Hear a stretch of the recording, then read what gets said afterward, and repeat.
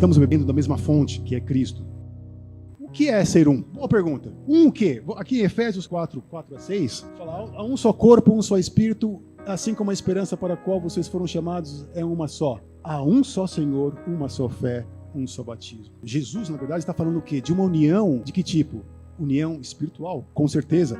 Uma só fé, um só Senhor, um só pensamento espiritual, uma só conduta espiritual, uma convicção apenas. Você crê que imoralidade é pecado? Eu creio que imoralidade é pecado. Você tem a visão de que várias condutas são erradas, são pecado? Eu tenho a mesma convicção. A gente está em sintonia porque estamos ligados, estamos bebendo da mesma fonte, que é Cristo. É a mesma convicção, é a mesma fé, é o mesmo pensamento espiritual, é a mesma conduta, a mesma ação espiritual. Sermos um no modo de pensar nas coisas espirituais, um só na maneira de agir diante de desafios e tentações que nos são postos por esse mundo. Sermos um em nosso compromisso com Cristo. É nessa área espiritual que Cristo quer que nós sejamos um. Nós estamos falando aqui de, por exemplo, de política. Temos que ser aqui um na política. Não é isso. Temos que ser um na nossa visão de economia. Não é isso. São assuntos que muitas vezes dividem e que causam polêmica. Não é isso. Não estamos falando de gosto pessoal. Também não estou falando isso. Você tem que usar cabelo de tal modo, roupa de tal modo. Não é isso.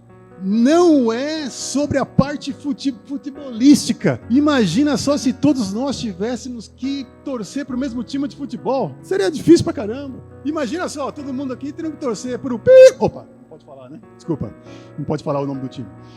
Imagina só, todo mundo tem que torcer para o mesmo time. Não é isso. Não é política, não é economia, não é nada disso. É a nossa vida espiritual. É sermos um espiritualmente. Ou seja, Jesus está nos chamando naquela oração para a coisa que ele achou mais importante. Quando nós somos um, a gente se auxilia, a gente ajuda um ao outro. A gente enxerga a necessidade do outro e a gente pode ajudar. A gente expõe a nossa necessidade e a gente recebe ajuda. A gente cresce espiritualmente, a gente cresce no nosso conhecimento com Deus. A gente cresce no nosso conhecimento da Bíblia. A gente cresce na nossa oração. Quando nós estamos separados, apartados, esse mundo começa a infiltrar no nosso coração. Os conceitos desse mundo certamente se infiltram no nosso coração. Como nós falamos semana passada, sempre tem essa visão, uma brasa fora da fogueira, ela vai esfriar, é ou não é? Ela vai o quê? Ela vai entrar em conformidade com o ambiente onde ela está, que é mais frio. Ela vai ficar fria também. Isso é que acontece. Quando nós estamos juntos, existe mais força, existe força espiritual